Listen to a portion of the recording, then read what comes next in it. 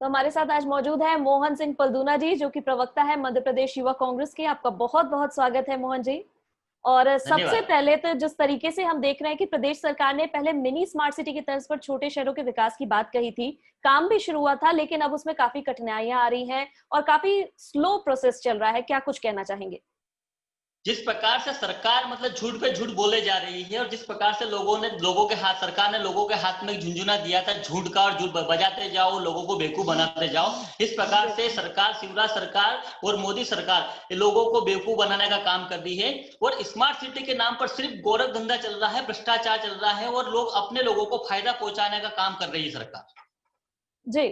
जी मोहन जी, इसके अलावा हमने देखा कि जिस तरीके से कोरोना के केसेस लगातार बढ़ते जा रहे हैं, हालांकि प्रदेश सरकार काफी नियमों का कड़े रूप से पालन करवा रही है, लेकिन फिर भी कल जो घटना सामने आई, उठावने में 150 लोग एक साथ जुट गए थे और उन पर एफआईआर भी दर्ज की गई है।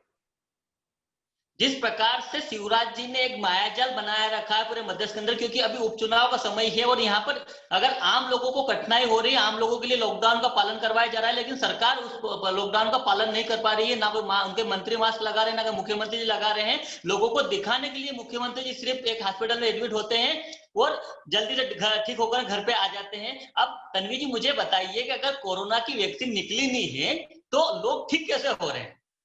क्योंकि ये जी। एक प्रकार से मतलब उसकी दवाई इतनी निकली है तो ठीक कैसे हो रहा है? ये सिर्फ लोगों को बेवकूफ बनाया जा रहा है और बहुत बड़ा भ्रष्टाचार थोड़े दिन बाद में उजागर होने वाला है।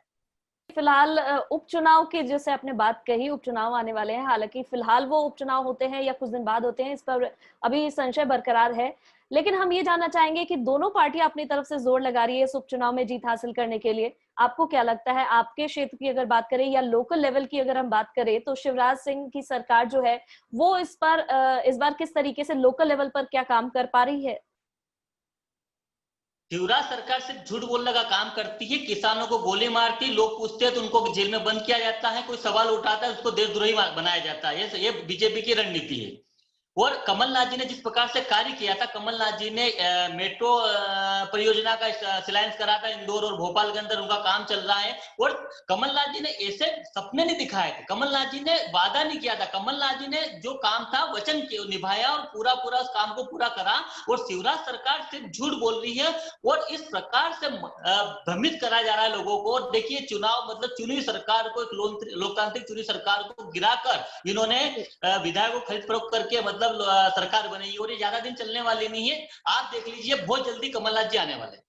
जी, जिस तरीके से आपने बताया कि आरोप लगते आए हैं बीजेपी पे खरीद फरोख्त को लेकर, लेकिन वैसे में क्या आपको नहीं लगता है कि आपके पार्टी के अंदर कहीं न कहीं मतभेद होंगे जिसका फायदा उठा रही है बीजेपी सरकार?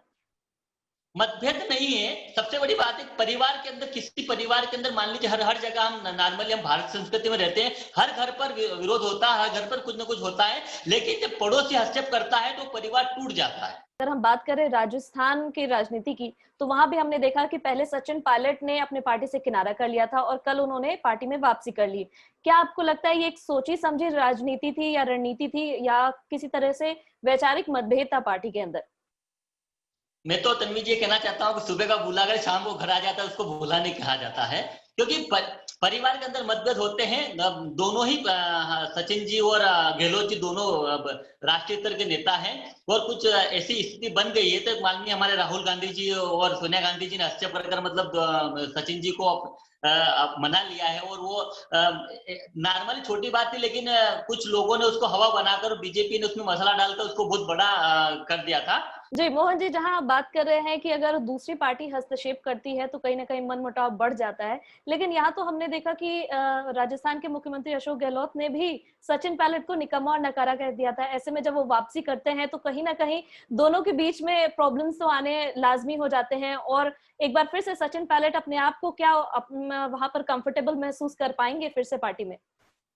देखिए मैडम, अगर ढोल बजता है तो आवाज तो होती होती है, बराबर है, लेकिन जब दोनों ही बहुत अच्छे सुलझे हुए नेता और दोनों अच्छे वक्ता हैं, ऐसी बात नहीं, और बहुत ही दूरदृष्टि के जो नेता हैं, दोनों का सामंजस्य बिठाने में ज्यादा टाइम नहीं लगेगा और दोनों अपनी अपनी जगह दोनों एक बहुत अच्छे बुद्धिजीवी नेता हैं। वो ऑटोमेटिकली मतलब वो हाई कमान अगर सामंजस्य बिठाएगी तो हो जाएगा। और मनमुटाव किसी में नहीं होता, होता है, लेकिन उनका कोई पारिवारिक नहीं था, राजनीतिक मनमुटाव था और उसको सुलह हो गई है और अब तो कोई दिक्कत नहीं है, दोनों एक साथ में बहुत जल्दी। और हमारे विधायक भी हरियाणा से जयपुर आने लग गए हैं और एक दो दिन में सभी सेटल हो जाएगा।